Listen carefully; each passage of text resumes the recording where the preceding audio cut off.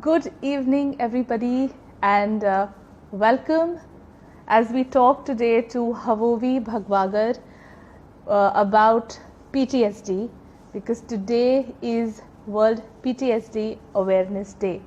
So please join us and be with us. We start a little early so that we have time to welcome all of you here, and so that Havovi is here with us on time. So please be here and stay tuned to what Havovi has to say. So Havovi is somebody I really look up to professionally. I've known her for years. I know the kind of work she does, and she's an amazing trauma therapist. And it's a great opportunity for all of us to learn about PTSD from her today, and that's exactly why I have called her. So let's just wait for her to join us. Hi Havovi, how are you? I'm good, Snigdha. Hi. Can you see me clearly? Yes, I can see you clearly. I can hear you clearly. Okay, great. I'm just going to off my phone. Sure. Okay. So, are we थोड़ा ready सा to? थोड़ा सा आप अपना phone नीचे करो. हाँ, this is perfect. This is fine? Yeah, this is perfect. All right. Yeah, how are you? I'm good. How are you? Great, yeah. Thank you so much for agreeing to be live on Insta with us. I know a lot of people are not comfortable with coming live, and especially on the Instagram. Facebook seems to be okay with everybody, but Insta में लोग थोड़ा घबराते हैं for some odd reason. I don't know why. But Why? Explain to me. I don't know. So we have a lot of people joining in. So let me just quickly introduce Havovi to you. So Havovi, I've known for years, and she's somebody I really admire professionally. And I am secretly envious of Havovi. I wish her all the best forever.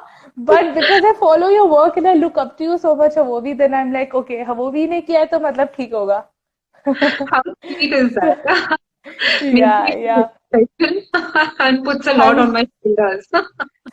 No, yeah, you just keep doing all the good work that you're doing, and we'll follow suit. Thank you so much. It's been a Yeah. pleasure to be here. And especially on a topic like this, there are so few people who speak about it. So the minute you said you wanted to Yes. speak on this, I was like, Yes. this has to be done. Yes. So Havovi is a trauma specialist actually, and she's also doing her PhD from TIS on the same subject.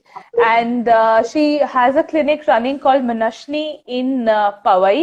And since I think 18 years now, Havovi? Close to 18 years?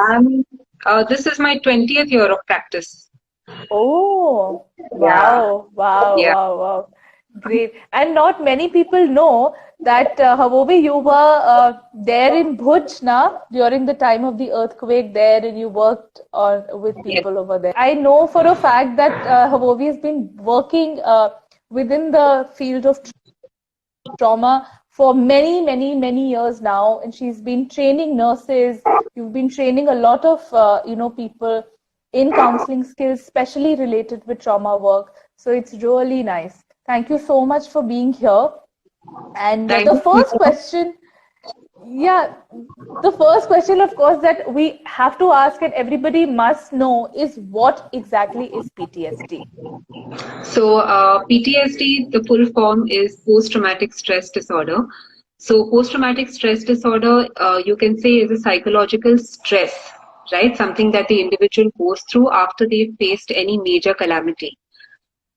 So as per maybe the textbook definition, these major calamities would include things like you talked about earthquake. It could include a car accident. It could include a sexual assault, right? Okay. So anything that is physically dangerous to the individual or leads to physical risk is something that may produce symptoms of post-traumatic stress disorder later. So post-traumatic stress disorder is called a delayed reaction. An individual doesn't show it immediately following the event. It usually shows up a couple of months later. So you spoke about Bhuj, for example. Yes. So the earthquake happened in 2001 in January. January Yeah. 26, 2001, when the most massive earthquake we've ever seen in India had hit us. But the reactions to the earthquake and the aftermath showed up many months later. So as a team that worked with psychological disaster, we entered the territory only several months later. And we saw PTSD in action there, right? It's very visible after calamities like this, after the tsunami, for example. So we do know that psychological distress that one faces after a calamity often appears in very insidious ways. One can't really identify them that clearly, but and most people feel the incident is gone, so the reactions don't need to be there. Why are the reactions alive? But that's how the brain is. It tends to store information. Yeah. Yeah. So as a layman, Havovi, how would somebody know that the other person is going through PTSD? What are some of those markers? How can one figure out that somebody I know, a friend or a family member is undergoing PTSD? So one of the ways you will understand that a person is going through PTSD. So let's first understand that when a traumatic event happens, we all go through something called as acute stress. Most of us go through that, which is a very natural way of the brain to respond to that traumatic event, right? We're constantly on alert. We don't get sleep. We're looking around us. We tend to get angry or irritable. But typically, if these reactions continue over a month after the incident has happened, right, then we call this clinically as post-traumatic stress disorder. And the reason is because our assumption is that the nervous system has still stayed stuck in that state of constant alert. It hasn't moved past it, right?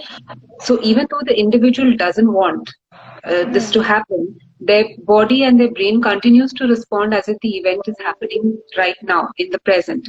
That's one of the markers that people will notice if your family members are going through PTSD. What you see is that they are constantly distressed. So there are four typical clinical signs of PTSD or post-traumatic stress disorder. One is you keep reliving the event, what we call as intrusions. The second is the individual keeps avoiding reminders of the event. For example, some clients of mine who've been through sexual assault will not even pass by that same place, right? Even if it means taking a longer route, right? So they avoid reminders, they avoid places, situations, people that remind them of that event. Then they're constantly in a state of hyperarousal. So there's reliving, there's avoidance, there's hyperarousal. And the fourth thing that now we know clinically also happens with PTSD is that their belief about themselves and the world gets completely changed and altered. Their trust in themselves and in others. So these are the four clinical signs. But how do they show up in the general population? Like how would you, who's staying with someone who has PTSD, how would you identify it? Typically, the first sign is a lot of anger, irrational anger. The person who never had a short fuse before is irrationally irritable, has mood swings, will overreact to the smallest of provocations. The second thing that comes up as a typical marker are nightmares. Waking up in the middle of the night in cold sweat, right? Typically, the dreams, if you go back to them, will all be about lack of safety. Someone was out to kill me, or I was falling down from somewhere, or I got lost in an alleyway, or someone was attacking me from behind, or there was an animal behind me. So these kind of nightmares, right? Typically about danger and lack of safety. And then, like I said, flashbacks. One of the biggest symptoms is the person will become oversensitive to reminders of the event. They may switch off the TV if they see something resembling that, right? If somebody is talking about it in a social gathering, they'll get up and walk away, or they will overreact, right? For some people, especially those who've been through crimes, the sense of smell gets very heightened. So they may start feeling like the smell is returning again. They may smell things which are not even there, right? That's interesting.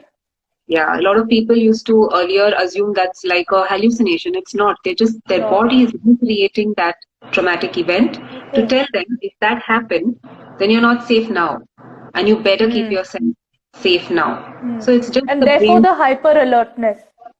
Therefore, the hyper alertness, the constant, sense of being keyed up all the time. Also, a lot of people with PTSD tend to get shut down. They'll they can't really engage with you. You know, when I'm sitting with clients who've either gone through one single incident of trauma or who've been traumatized across many years, you'll find you can't engage with them. Their eyes keep darting here and there, or they tend to not stay focused with you. They tend to not stay attentive. They don't pick up cues very quickly from you if you're sitting opposite them. So this is another thing. They're kind of shut down in their brain because so much is going on inside them. Yeah. And the saddest part of having post-traumatic stress disorder is the person feels helpless. They know that these things are happening to them, but they're helpless to stop it. Right? It's not like they want these reminders to come back. True. Exactly. In fact, it so happens because people are not really aware of how mental health plays out in terms of people's consciousness and their behavior and how it manifests in their everyday behavior. That one thing, as you rightly said, that their brain alters, and it's their body and the brain giving them these signals, and people around us probably are not able to understand that it's not voluntary. It's just something that is happening to them, and it's not in their control. So a lot of the times people start giving advice, "Arey koi baat nahi, rehne do, ho jayega," and it's with PTSD and with all other form of mental health, na ki snap out of it, ya koi baat nahi, chala gaya, ho gaya, rehne do. But all this they know.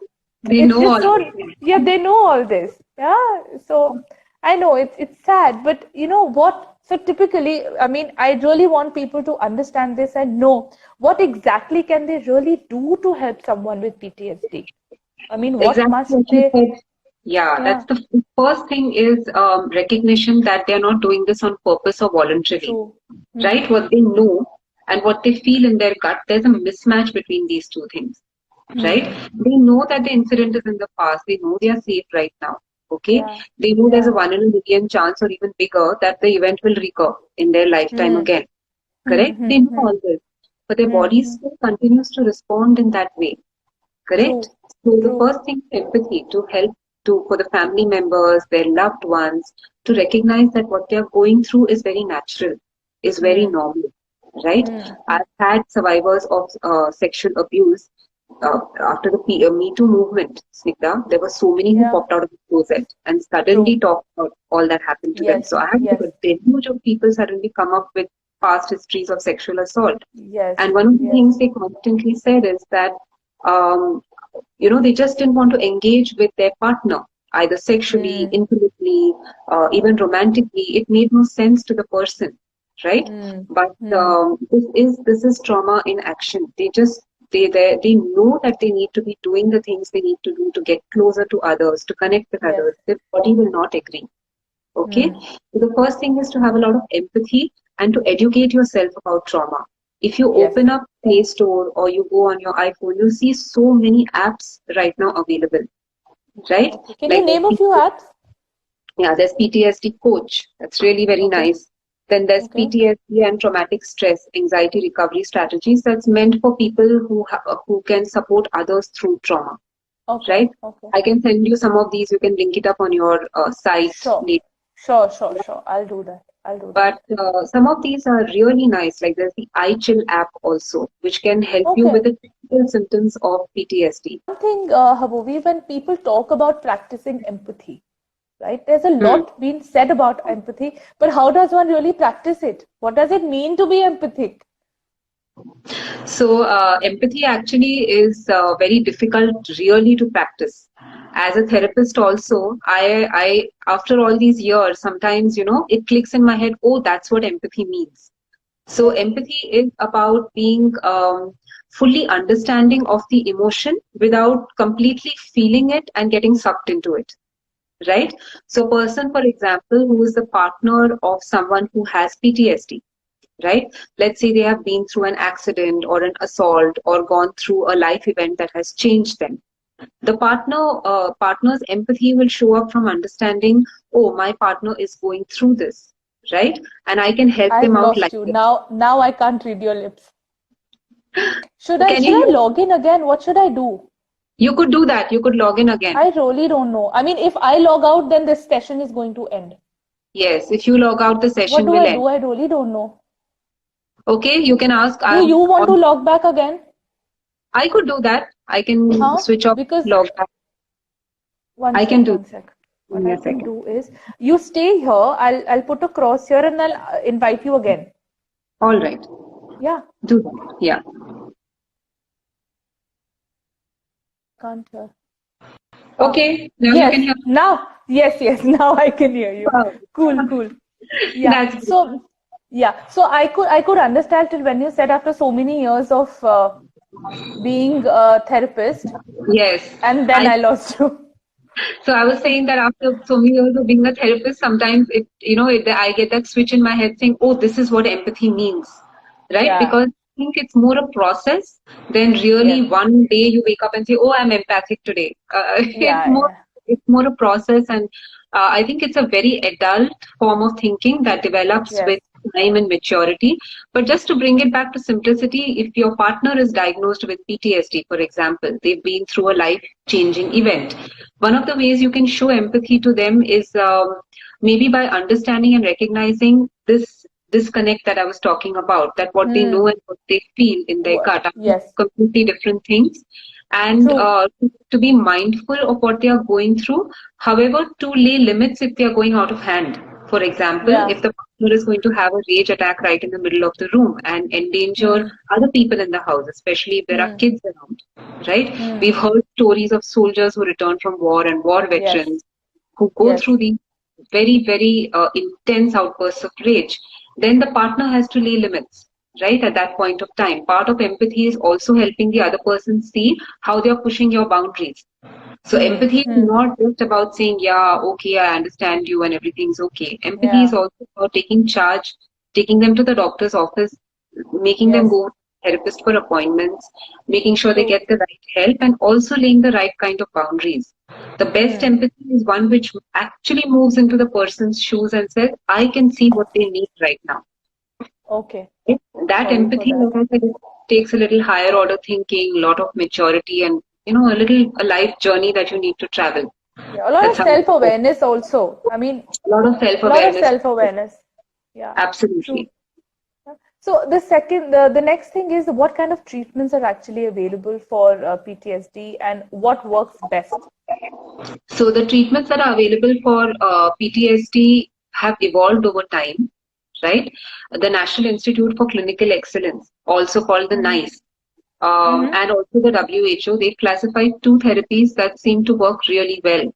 One is trauma-focused CBT or trauma-focused cognitive behavior therapy, and the second is eye movement desensitization and reprocessing, or EMDR. Which you are an expert Which I have trained in, But both these are recognized forms of treatment for and frontline forms of treatment for post-traumatic stress disorder. So whenever there are world events, for example, bomb blasts, or you have war, any threat of war, or you have a natural disaster, teams are deputed. Psychology teams are deputed to those areas to work with the frontline officers, and EMDR teams are one of those, right? There are people who are trained in immediate response. That was going to be my next question, actually, Havovi. You completely answer, then I'll ask you about immediate response. Also, immediate response, because the frontliners usually in the middle of a disaster are not going to be healthcare workers or psychologists. They will usually be police personnel, they will usually be the paramedicals.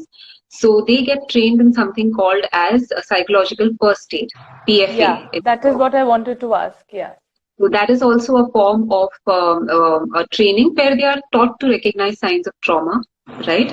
They are taught what to do immediately in the aftermath of a disaster, and to direct the people to the right resources and to kind of stabilize them until they can get help from a professional. Now, we do know that kind of intervention is very important to sometimes even prevent PTSD from setting in, because we know that the quicker we intervene, the lesser the chances of the brain, devolving, so to speak. And if there is no intervention, now there are so many studies, but there are studies now that say that soon or very quick intervention, early intervention really does prevent the development of PTSD later. It's a controversial topic, but that's what trauma specialists agree with. Yeah.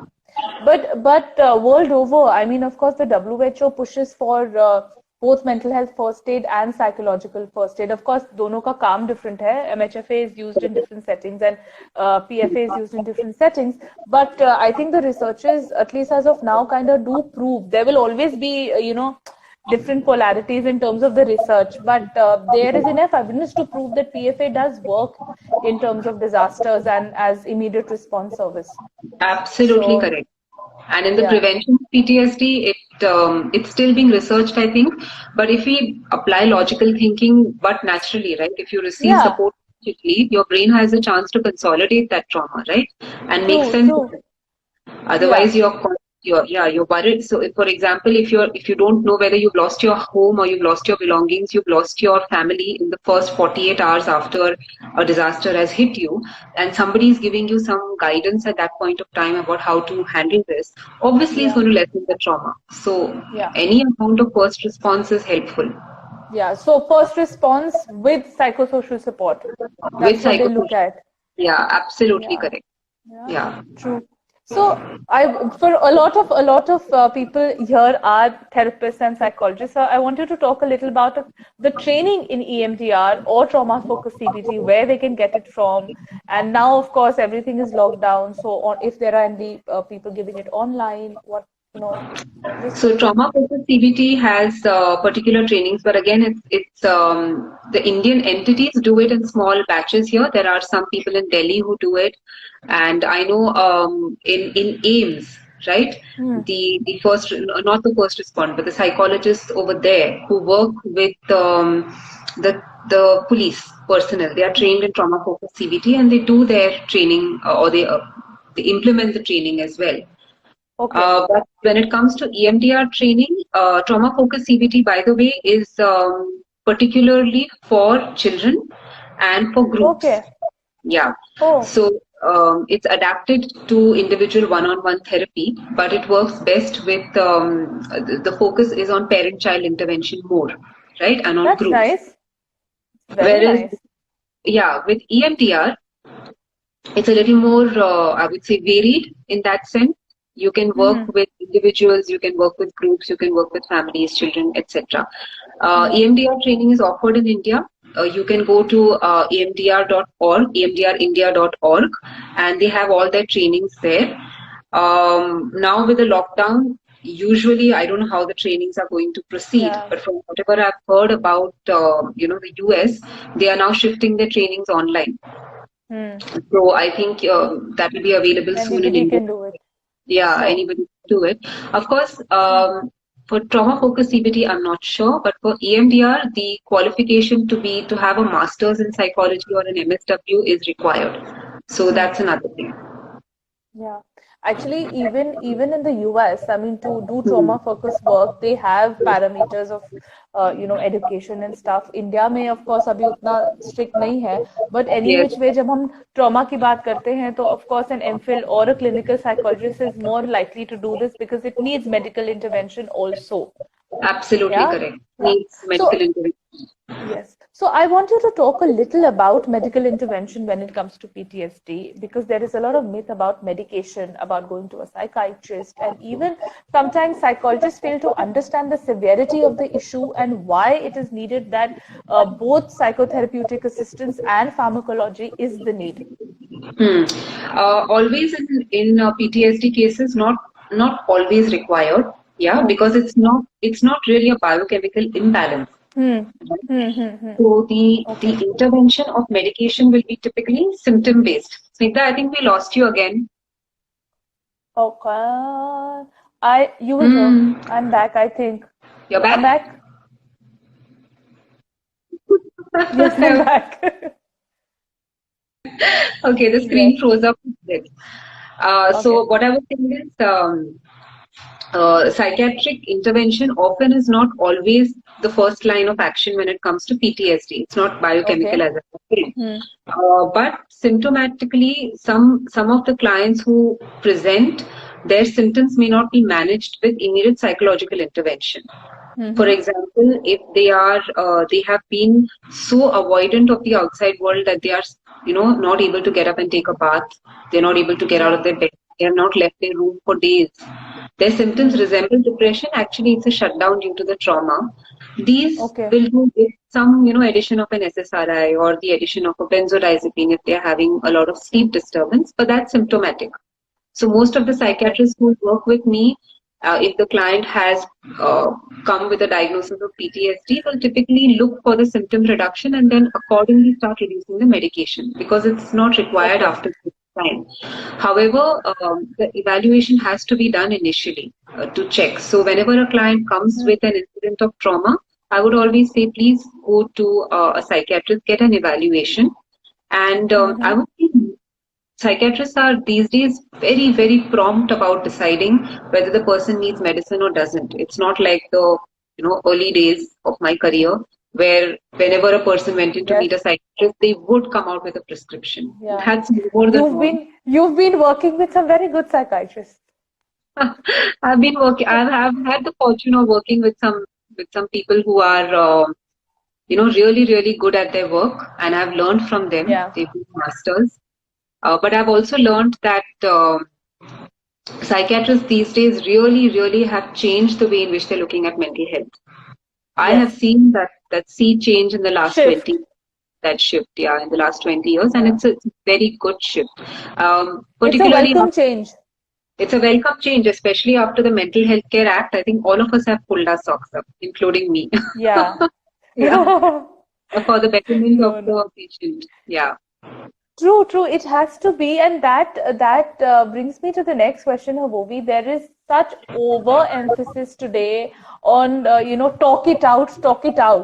What do you have to say about that? I know we share our opinion on it, but I really want you to talk about it and tell people what it really means. The talk it out kind of movement that's going on social media right now. I am always divided in my opinion about this. One is because I know the figures for what they are.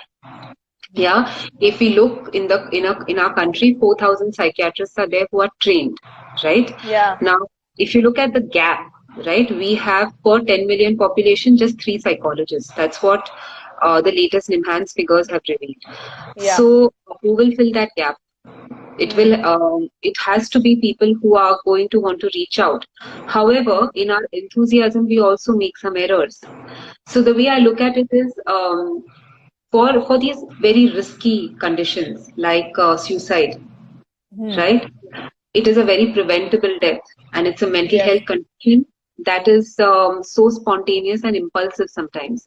In those cases, definitely intervention is helpful. However, like I said, we can't extrapolate it to believe that the person who, you have to kind of barge into their territory and say, you need to take, right? Yes. The second thing is, we can't, as lay people, take on the role of doctors or psychologists. We need to know where our boundaries are. Correct? And the best we can do is offer the same kind of empathy we would offer to somebody who is in trouble or in need, without wanting to assume the role of savior or healthcare professional. We should know where to draw the boundaries, because see, it's coming from a good place. It's coming from a place. Intent of course is not the question here. Absolutely. Our intent shouldn't do harm. That's all. They have some very nice trainings that lay people can also take for high-risk situations. That helps them understand the difference between, offering help and offering advice, suggestions, and then moving into the territory of medical intervention also. So, as a public, we are in this tricky place in India where, where we want to educate the public. At the same time, we don't want that the public starts taking on the role of, counselor, therapist, and doctor when it is not required. So a lot of it is also want to do, as I said, that we're not questioning the intent. It's always, that comes from the right place, and you want to help and you want to support. But there are two things here, one is that there is such lack of awareness that one doesn't really know how to support. And then because there is lack of awareness, you're also not able to understand what kind of problem the person is in, whether your support in terms of catharsis or empathy or compassion is enough, and when you should do the referral and when you should, tell the person to go to a professional.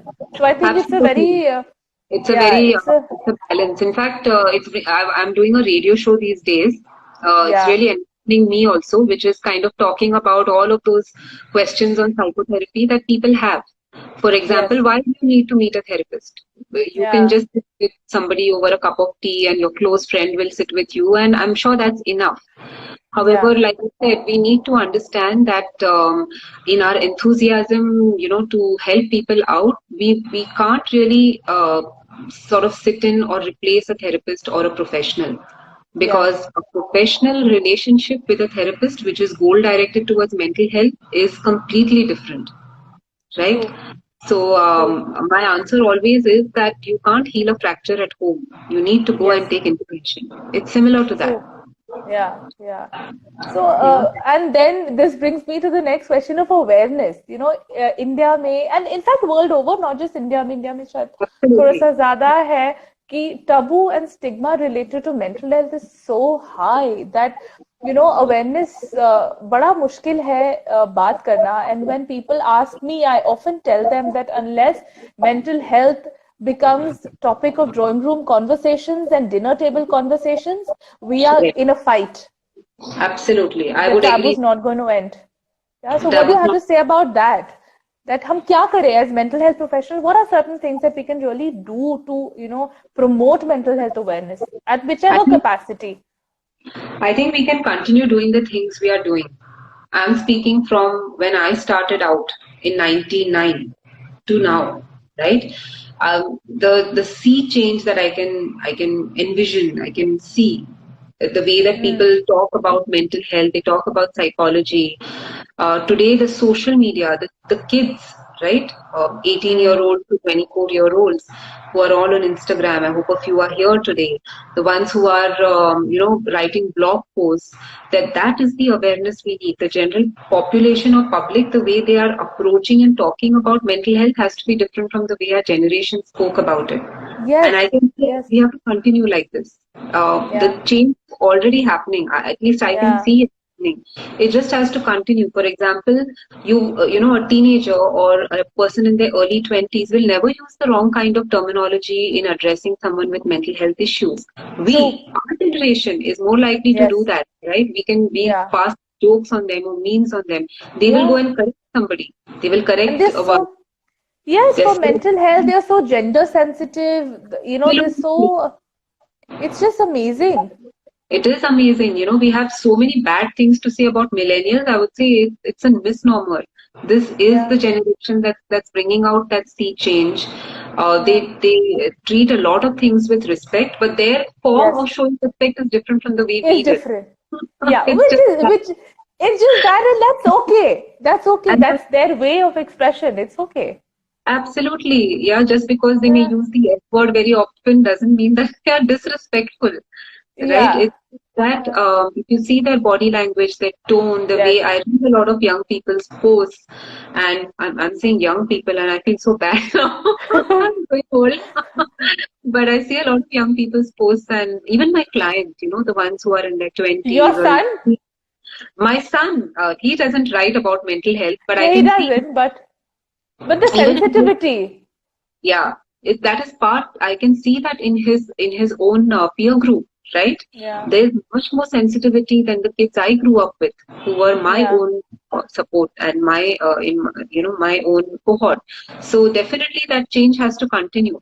All the hashtags have to continue. The Instagram has to continue. The awareness, the blogs, whatever is being done for mental health today, it has to carry forward in the same way. That's the way I look at it. We have to catch up. Our Yeah, we have to generation. literally catch up. I have interns, and some of them are here listening to you. And Yeah. Habubi, I have to tell you, they are so passionate about it, and they know so much. They Correct. actually know so much, and when I look at them, I'm like, यार मुझे तो कुछ भी नहीं आता था when I was in graduation. हम सिर्फ पास होने के लिए पढ़ते थे. No, even the way that they are taught today at the master's Yes, it's level, very different. very different, very Very different. very practical, right? Very much Very connected to thinking and very yeah, thinking oriented, very research oriented. They're taught to research and do a lot, which is it is lovely. excellent, absolutely, and that's how it has to go now. Yeah. I'm asking you a question that we haven't discussed, Havovi, but I want to know this. As you said that you studied in like 99, I want to know at that point the conversations around mental health and mental illness weren't much. So what Yeah. pushed you and what motivated you to get into this? I have a Hmm. very funny story about myself, but I want to hear your story. I think what pushed, I don't know, you know, a lot of people have asked me this. I've pondered over it. You know, some people just like a duck takes to water. From the time Yeah. I was in ninth or 10th grade, I just knew this is what I wanted to do. I had no Okay. second thoughts. I had Acha. absolutely no alternate career that I had planned for. And Okay.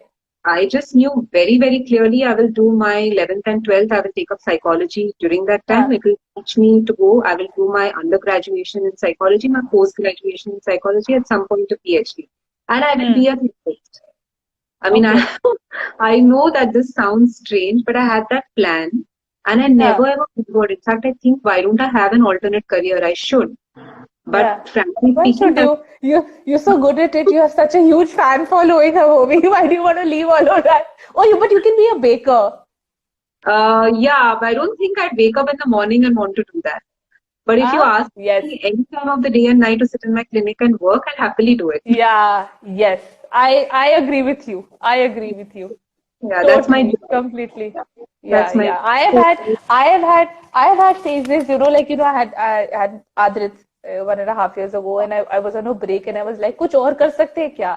And then I was like, नहीं, कर ही नहीं पाएंगे, नहीं कर पाएंगे. Yeah. your therapy has to come from you as a person, who you are. Yeah. And True. longevity in this field will often depend upon whether you really enjoy it from inside. If Yes. you don't, then it may not be something which you'll start getting resentful of the work you're doing, Yeah. because True. there's a lot of thing you have to give and there's very little you get back. Yes, I was going to say that very little that you get back, but you know Very what little. you get back, what you Yeah, get back. I have yeah, gooseflesh. What yeah, you get absolutely. back is just unparalleled. Absolutely. Yeah, you Even can't compare it to anything else in the world. I would agree with that. I है would ना? fully agree with that. Yeah. Yeah, I have gooseflesh. Yeah. That's the So, passion. Yeah. yeah, yeah. So, we've discussed almost a lot here, but I still want to ask you, what about PTSD as aftermath of COVID? Oh, yes, that's an important thing we have to talk about, right? Yeah. Um, so there was, I was right in the early days of COVID. This was Hmm. around March when we Mm-hmm. hadn't even begun the lockdown, and Hmm. things were starting to heat up in Canada and US and all those Yes. places. I had spoken to a psychologist there, and they were saying that I doubt there will be a single person who will not have some form of trauma at the end of this, whenever it This. ends, of the Yeah. crisis, right? I don't know whether that's like a very generic statement, it's a very far-reaching statement, but the way I look at it is it's going to change our worldview to a large extent. Yes. It's not just about all of the safety we have to take, all of these things. It's going to change Yeah. our world, and maybe even for the more positive, For the move, I was going to say maybe for the better. for the better, right? Yeah. But at this point, we are facing two very important crises. People think that COVID is one crisis. I would say it's two big No. ones. One is the lockdown, and the second is the fear of getting the illness. And Yeah. both of these will create somewhere they converge. But both of them are going to create their own form of traumatic stress in the individual. We are not, our bodies and brain is not constantly used to staying in alert for so long. Yes. Here Yes. we are constantly on alert, right? At Yeah. some point you have to be mindful, but everything, like when I wake up in the morning, I used to just, wear my clothes and take my dog for a walk. Now, Yeah. my God, the amount of things I have to do to get out of the house every morning Yes. and the care I have Yeah. to take when I come back, Come back. right? Yes. This is what life will look like. Starting from those very small things, Yeah. it will be replaced by a lot of mindfulness, but it's Yeah. alertness right now, right? Yeah. We're all on high alert. We're constantly on high alert. ये मत छुओ, वो मत करो, इसको sanitize करो, Yeah. उधर मत छुओ. Yeah. So So I it's did going that to yesterday. I'll give you a personal example that I am a huge fan of lamps. So I have a lot of lamps around the house and a few of them got broken. So I had to go and get them, repaired yesterday. Hmm. And my God, it's a chotu electricity ki dukaan. Above, I was so scared in that shop, I have to tell you, because that guy was touching everything, right? Of course, the lamp and the wire, this and that. So I came back home and, I had extra wire. So Adrit, my son, quickly just picked it up and he was trying to play with it. I didn't pounce on him ki machuo. I let him for 30 seconds, a minute, play with it, touch it. Then I had to tell my husband ki iske haath dhulao, and I just quickly wrapped the tar up and put it away. And Correct. that choti cheezein that I would not even bother about ki packet mat chuo, chappal mat chuo, kapde badlo, whatever. It's just you're just so on high alert. So Constantly thinking about what to do, which is, it's not easy for our brains, right? yes, Everything, yes, if you have to watch every step that you're taking, at some point we'll have to become really meditative, slow down, be mindful, and replace all of this alertness with mindfulness. But it's going to be slow. And it's going to be slow. But right now, I think the biggest crisis we are going to face as an aftermath is when the lockdown starts easing up. What are we going to see in people, right? It will be The cases are already rising for anxiety and manifold. I'm sure you have your hands full. I have my hands full. It's just going, it's going bonkers. Partly it is the isolation and the cooping up that we've had to do but partially it's also going to be the economic crisis. There's going to be a lot of aftermath. It's grief and loss and a lot of things. It's not just grief and loss is not about a person. It's about your lifestyle. It's about money. It's about job. It's about life as you know it. It's about the world as you know it, right? Yes, absolutely. So everything's changed. But if we look at the studies that they did after the SARS outbreak in 2003, though it was nothing as compared to what it is today. But the studies that they did, they found that the person's reactions to the outside world, it continued even far after the SARS was kind of the outbreak lessened.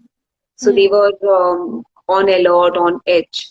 And one of the ways to prevent that they found with that outbreak was what you do today. So what we do today really determines how much of a crisis this will turn for us later. Correct? Okay. So that's why it's very important. Yeah, just like I was talking about the early intervention after a disaster. This is like a prolonged disaster, but the enemy is invisible. We don't have, not in a war zone, but it's being compared to a war. We have to do things today, and that things is looking after our immunity. Very, very important. Very important also to start really practicing mindfulness, because what's going to get us through this crisis is how much we are mindfully aware about things. When we go to the supermarket, we leave our homes and go out. We take care of people around us. So our mindfulness practices have to increase. There isn't a better time to do that. And also, I think it's important for us to start learning minimalism. Yes. Yeah, that's true. What's going to take us through this crisis is that learning to understand the difference between need and greed. Need and what? Yeah. I never thought that I would think of minimalism. I mean, I started on this very daily practice of mindfulness and everything while I was pregnant. And I read a lot and started practicing minimalism at that point. But now, one of the best things that happened to me during the lockdown was actually practical minimalism. Everybody who knows me knows I'm a makeup hoarder. Not having bought makeup for 4 months is a huge thing for me. But I realize now that I don't miss it. I don't need it. I don't want it anymore. A lot of the things that we have around us, we realize we really don't need. Yeah. Clothes. I mean, clothes. We can actually live in very little. Those are the positive, small positive changes our brain is going to make. Yes. Yeah. Let's hope it happens. Yeah. And somebody asked. Sorry, you were saying something. Sorry. No, please. If there are questions, then let's answer those. Yes. So somebody has asked about alert fatigue. How to manage that? Yeah, it's alertness fatigue. It's about when the body is constantly in alertness. That's why the person is tired all the time, right? We know that people with PTSD, especially, they constantly have a sense of fatigue. It has nothing to do with depression. It's got nothing to do with obesity. It's got nothing to do with their blood sugar levels. It's got everything to do with their mind being in constant alert. Yeah. So, True. like I said, it's very important for them to recognize, for people to recognize that while their bodies may be still and it looks like they're doing nothing, their brains are running like constantly, like, a fan on speed. Yeah. So True. it's important to bring those thoughts back, to ground them, and to come back in the present moment. Simple activities like what am I doing right now? I'm washing my hands. What am I doing right now? I'm picking up this Yeah. round object. Simple things like that help activate our cortical brain, that is our thinking brain, Thinking. and Brain. push away the or reduce the blood flow or blood supply to our emotional brain. As a result of which we become calmer because our brains are going into that fan-like rotation Yeah. because they are living in the past or they are thinking and anticipating bad stuff happening in the future. Whereas the present is calm, there's absolutely nothing going wrong here. Yeah. So that will help alert fatigue, and immediately you notice your body gets rid of all of that tension. Yeah. Yeah. Good. So somebody asked, what are the one sec? Oh, I lost it. What do you believe that mental health service providers should charge money? हम भी ऐसे सोचते थे जब हम छोटे थे. Yeah. That was one of the questions on the show as well, which I was doing. Yeah. That why are therapists so expensive? Yeah. And should you, now someone's asking, should you charge money? But obviously it's a service, right? You go to a doctor, you don't, you pay them their fees. Yeah. However, this is such a multi-layered question. I would say that don't give service, do your pro bono. That is, know that it has to be a certain amount of time that you will give for pro bono work. There's no harm in that. But you can't give free service. You will burn out. You will get irritated, burn out. You will get antsy, and you will resent your work after a bit. Yeah. So it's very important to charge fees as per what you think is the amount of education and knowledge you can offer your client. True. Right? Your experience and your fees can match somewhere or the other. Also, the kind of setting that you are in. You know, the kind of clientele that you are, the kind of setting that you are in, you can charge accordingly. Yeah? You can charge accordingly. Yeah, I don't fully believe that, but yeah, okay. Acha, you don't? Acha. No, not really. I don't. I am not a believer, first of all, in the sliding scale. A lot of people believe in that. I don't believe in the sliding scale at all. Not a sliding scale as a person. Like for me, I don't have a sliding scale, but not every psychologist works in the kind of setting that I do, on the kind of setting that you do. So if somebody is working at a semi-urban to community health setting, that kind of the population that you're serving to. Yeah, the population you're serving to, and that also brings up that government efforts in this area are not so much. If they absorb they absorb psychologists and they are, in bulk employed in hospitals or in community settings, then the option is there to go and avail of those services depending upon what you can afford, depending upon the salary you're earning. That's what they do in a lot of countries. You know the mental health budget? 1%. 1% of the health budget. Of the health budget, exactly. 1% of the health budget. So just imagine. Minuscule, and it is very evident now that it is minuscule, the health budget. Yeah. There can't be a better time for transparency than now. No, so the Ministry of Labour had a project and they were employing psychologists for it. And guess the pay? How much? 5,000 rupees. My gosh, that's really sad. Just imagine.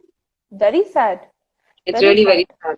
How do they expect psychologists to be paying their monthly rent, even managing their everyday essentials and that much? Essentials, and what if they want to study? They want to specialize. They want to take further training. It's very difficult. That's why so many people move into private practice, right? And then that's why therapy becomes expensive, because to run private practice, you need funds. And those funds are coming from your clients. The only thing that can make this better is to make the healthcare system stronger around mental health. Let's hope so. I'm going to talk about this. But let's just take a couple of questions. Somebody's asked, what are the chemical and neurobiological changes in people who face PTSD? Very good question. So there are brain scans if you're interested, just Google and you'll see a lot of changes that happen.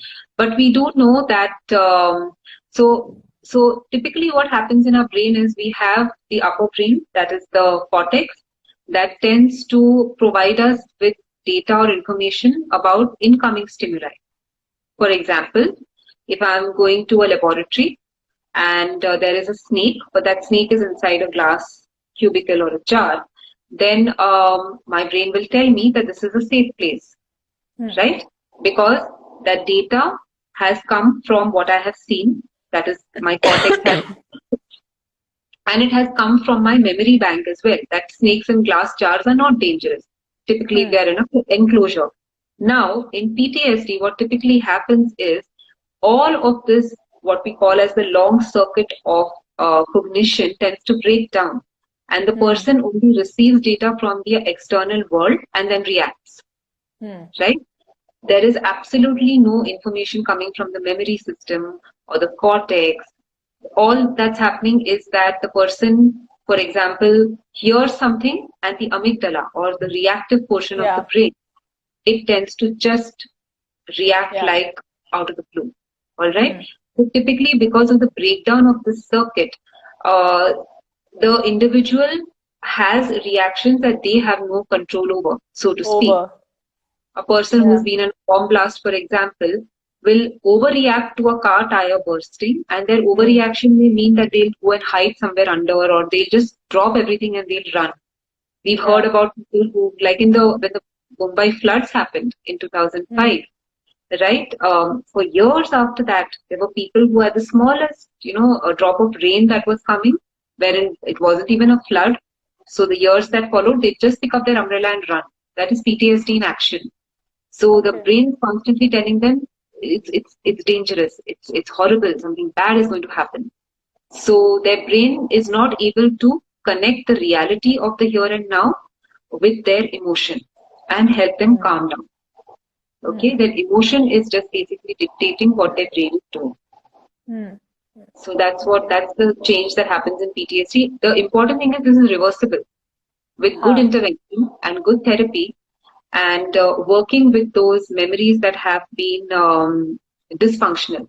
This is definitely something that is treatable. Okay, that's nice. Because it brings us to, a lot of people asking the question whether it is treatable or is it a lifelong thing that you have to manage. But it's good that you pointed it out that it is treatable and the brain, is reversible. Absolutely. The person can go back to their original way of functioning and lead a completely healthy life. Yeah, I like that you chose the word healthy. A lot of the people here who are not as mindful, who use the word normal life. Yeah? What is normal? Yeah, exactly. Yeah. So there's another question that if a child was sexually abused and after growing up they realize it was wrong, and that's when they start having nightmares, tremors and anxiety and cannot form healthy intimate relationships. Oh my, this is one of the saddest things, because when you are a child and you have been through not a single incident, I'm talking about prolonged sexual abuse, especially by somebody known to the individual, which is in 90% of cases what happens. That prolonged sexual abuse can only be handled by the child aligning with the perpetrator or the child dissociating. That means the child actually putting away that memory away from their regular daily functioning. So there'll be a part of them that has those traumatic memories and another part of them that functions in daily life. And when they grow up, sometimes those memories spontaneously emerge. Sometimes it happens because they have a child the same age. Sometimes it happens at that point of time. Sometimes it happens because they see something on TV and it reminds them. But something just flashes that memory back, and then they realize this was wrong. This shouldn't have happened to me. It did happen to me. And then they have difficulty, acclimatizing to the world around them. Again, taking the right kind of help definitely makes this much more manageable for the person. They don't have to suffer, and they can lead healthy, fulfilling lives. But it's very unfortunate.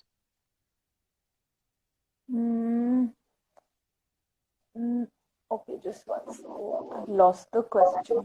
Just 1 second. I'll try and see if I can read here. Uh, how do you deal? It is considered. Is it considered as PTSD? If what's the question? If yes, how can one seek help? What's the Somebody, question, Radhika Lalit? 2103 is asking, there are various reasons why a person can't pay, as it Yes, may raise questions in a family as to where did family that money go? What should go. we do in such circumstances? So, Radhika, what I Go. can tell you is that there are, if you're from Mumbai, I don't know from where you are, but if you are in Mumbai or even in the metro cities, there are certain places that offer you a free of charge therapy. There are psychiatrists who, for 50 rupees or even less than that, will see you for a consultation. There are Yes. therapists who will see you pro bono. You can Google about this, and There are or you can multiple organizations. multiple organizations Yeah. that do work. And Mm. until the time that you can pay for your own therapy, you don't have to be dependent on your family, or you can Yeah. convince them, either of the two. Yeah. Sometimes family is not ready to be convinced, but meeting the therapist, they do get the Yes. conviction that their child needs that help and that investment. So I'd Yeah. say don't lose hope. There are loads of organizations today working Yeah. like that. Yeah. I And don't know also where you. psychiatrists. I Yeah, think psychiatrists तो government hospitals में and medical colleges में universities में होते ही हैं. So if one needs definitely. psychiatric help तो आप आराम से जा सकते हैं. In fact, they also have list of organizations in A cities lot of wherever people the are university. hesitant to approach hospital setups, but in Yes. Mumbai, there's IPH, that is Institute of Psychological Health in Thane, Yes. that offers you based on if you're a student, for example, you will get close to free service. Then there is Empower Minds in South Yes. Bombay that also South offers free help. Yeah. So you can always look. Zai. I think Zai is asking. She's one of our colleagues. Where is I? She's right below. Okay, so her question was, how can you prevent therapist burnout in the pandemic? Yeah. I think it's Yeah. a very, very important question. I was going to recommend to her that there are a lot of telehealth conferences happening because working in the pandemic on telehealth takes a different variety of skills that our brains are not used to as therapists. So, getting some updated knowledge on those is helpful. Like Nimhans is running some courses on telehealth and various other organizations. Nimans has a course, and Nimans also has launched its guideline booklet for telemental health. Absolutely, and it's correct. it's very matlab you can easily incorporate that within your existing practice. Existing practice, that's one thing. The second thing I would say is that the burnout is likely to happen partially because the client load is going to increase, but partially because we are also dealing with the same things our clients are dealing with for the first time. Yeah, it's an equalizer of sorts. So we have to take far more care of ourselves.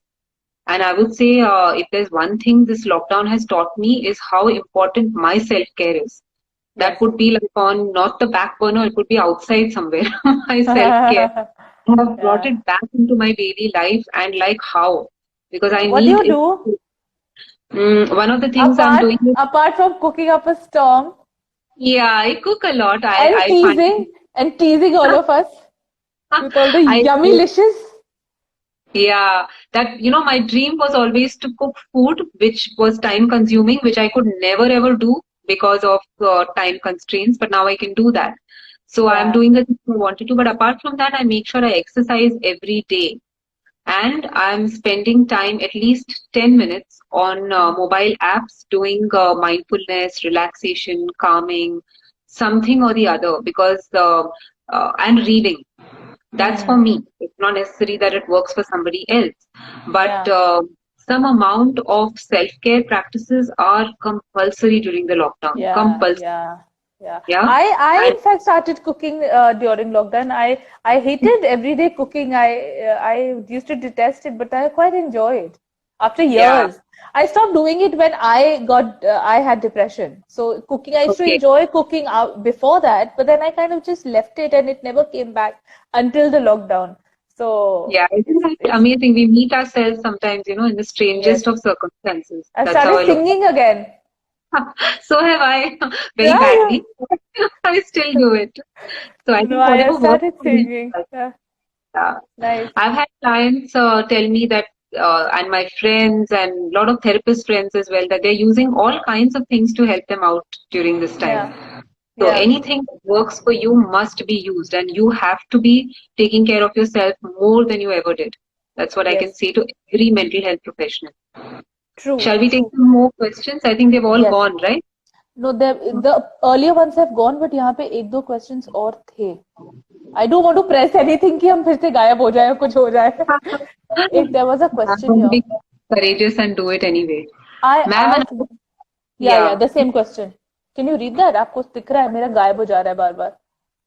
how can we differentiate between PTSD and complex PTSD? Wow, what an amazing question. I'm trying to see the earlier one. कहीं तो गायब हो गया. Question asked, what is Impact on therapists who show traumatic experiences during sessions. I think it probably has to do something with therapist trauma and client trauma, something like that. If it is about therapist trauma, then I can tell you my own PhD topic is on secondary traumatic stress. That is on the impact that trauma therapists have when they have to work with clients who are diagnosed with trauma. My data collection is going to go for a toss now because nobody anticipated the COVID-19 lockdown and what impact it's going to have on therapists. It'll be interesting when I do my interviews what I'm going to get out of them. But the fact remains that therapists are going to be very highly burdened across the next year or two. We each of us have to go into this with that mindset that we are going to be facing a lot of resources of ours and energy of ours being taken away. And we need to do whatever we can to make it better. See, world over, a couple of things that help are supervision, taking extra training, self-care, right? Moving away from rescue or fantasies. Taking therapy, Havovi. Therapy. Therapists in India shy away themselves from taking therapy. I take therapy from time to time from people we all know. But and we are a group and we help each other out always when there is time, and we do it pretty professionally. It's not like a random call, we do it professionally. Absolutely. In fact, if you have access to therapists, you should definitely take therapy of your own. There's no shame to it, and most therapists should be able to help you without any boundaries, because see, a therapist finding a therapist themselves is sometimes quite a challenge, right? In our close society. But if you have access to that, you should take it. I would say that's important. So can we take Nikita question? How can we differentiate between PTSD and complex PTSD? Complex PTSD is when the individual has had trauma across the lifespan, usually, or at least across many years. Examples are people who've gone through domestic violence, child sexual abuse, people who've grown up in environments of neglect and abuse. Those are the people who typically have complex PTSD. With PTSD, the symptoms, as I said, are those clear-cut core symptoms of hyperarousal, intrusion, avoidance, change in belief about the world and self. But with complex PTSD, a lot of things change in the individual because their brain has grown up with this across so many years. The way they approach basic life itself changes. One of the things strongly that defines complex PTSD is aligning with the perpetrator. And then identity problems or identity confusion, not knowing who you are. Constantly, then depressive symptoms. Then difficulty sustaining energy. So these are all the things that differentiate complex PTSD from PTSD. Your therapist will be able to diagnose it better. And although the treatment remains much the same. With PTSD, which is only pure PTSD that's come from a single life event, typically it's one memory. But when it comes to complex PTSD, there'll be memory networks with many multiple incidents. So those have to be approached differently. What are the effects of parents' issues on children amid COVID-19? Parents' issues, I'm guessing they mean parents fighting or parents' conflicts on children. That's the next question. I'm not sure what the question is. But okay, so if the question is about something like that, So if the question is about if parents are fighting in front of their kids, then what is the impact? The family conflicts are on the rise. Yeah. And that's going to be another big fallout. If you have been, or if the child is already growing up in a dysfunctional home, the dysfunctionality is going to become much more apparent during the lockdown. So hopefully we will have strong warriors out there. The mental health professionals are going to help such people out. And the impact on the child can be seen for many years together. Yes. Also, there's enough evidence and research to prove that during the lockdown in India, the domestic violence and child abuse cases have increased manifold. Manifold. Absolutely. Yeah. Along with at a the different level. Absolutely Yes. correct. Absolutely. Yeah. Now, however, we spoke about the treatment gap in India. What is the way forward? I ask this question to all professionals, be it psychiatrists or psychologists, because this is very dear to me as a person. Community mental health, and it's very dear to me. So that's something I always ask. The treatment gap can only be helped with one, better training, right? And second is, I think, helping the stress of professionals so that they stay in the field. A lot of attrition happens in our field as well. Yes, true. And that's because we do not have directed measures for therapist self-care. So naturally, they burn out and leave the field. Many of them go on to take fields that are less stressful. Yes. Of course, the budget has to increase. The implementation of the Mental Health Care Act has to be done in a much better way so that people understand who are the right professionals to approach. The next thing is we need to also have unification in our own psychology circuit, right? Yes. We are so scattered here and there. Yes. So I think you would know that there is a formation of the Psychology Council of India that's being put forward, that's trying to unify all the professionals under one platform, so that we do not become part of the allied and healthcare professionals bill, because then we will not be called psychologists anymore. We will just be called behavioral health specialists. So we need to be aware about all these things, because if we unify as one body, and we have we have something, we have a unified body that will help us get recognition as psychologists, it will help people understand whom they need to approach. Yes. And when there is a very strong body of psychologists who work together in a unified way, obviously somewhere mental health crisis is going to reduce, because you're going to get the right help from the right professional. True. People are not going to run helter-skelter for that help. It's called PCI. Somebody has asked the name of the organization. It's not really an organization yet. It's called Psychology Council of India. We're trying to build it up right now. Yeah, it's not an organization. It's the Psychology Council of India. There's a lot of work on this going on by an individual called Ajay Gulzar, who is trying to work against the bill that has been put up in the parliament. If it becomes an act, then we have a completely new identity. So I'd also say psychologists keep updated on all these legal and political issues that are emerging. Yeah, it's a systemic change, Havovi. The system has to change. It's not just one aspect. It's a systemic problem. It's many things. It's interwoven. It's interwoven. It's a systemic problem, and along with our own mindsets as psychologists, our insecurities and our competitiveness, there also has to be a change at the much larger, the macro level. Yeah. So we need to be able to see it that way. Yeah. But do we have more questions coming in? Not that I can see. There were so many before this whole. Yeah, there were so many. I was so disappointed. You know what happened? It just vanished. And for a sec, I thought मैंने कुछ गलत दबा दिया क्या? कुछ button मैंने कर दिया हो, and it just went. But I think it was some technical issue or something. I think it was a problem with my Wi-Fi. So maybe. Yeah, but for a sec, I thought. How much time have we taken? I haven't seen the ghadi, so I don't know. 2 hours. 2 hours? Are you serious?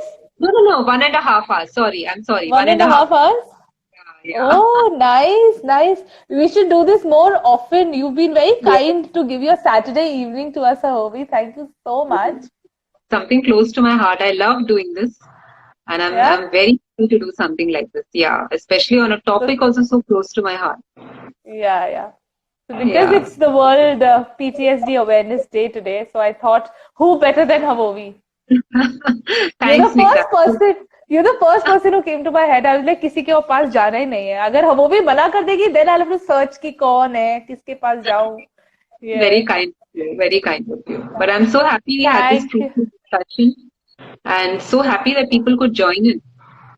I have a fabulous group of interns with me, Havovi, and they push me to work more.